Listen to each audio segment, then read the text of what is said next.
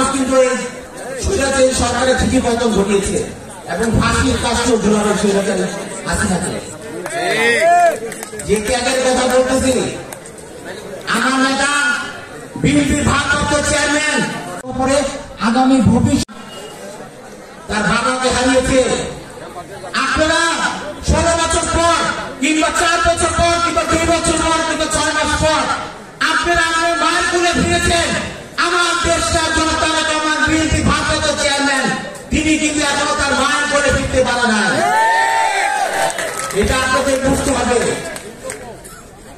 এই দল করে অনেকে হাজার কোটি টাকা মালিক হয়েছে, শত কোটি টাকার মালিক হয়েছে। ধনী শৃঙ্খলা প্রতিবন্ধী কাজে লিপ্ত থেকে অনেকে বহিষ্ক রয়েছে, অনেকে এখনো কামাচ্ছে।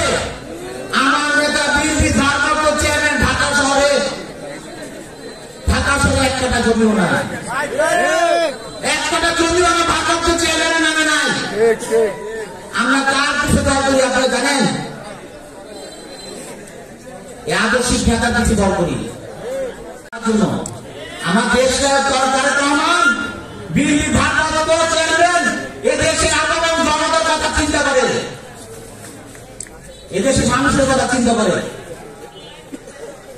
আপনারা 31 দফা একটি বই আপনাদের কাছে যাওয়ার হয়েছিল এবং যদি লিখে না থাকেন আপনি 31 দফাটা বই দেওয়া হবে।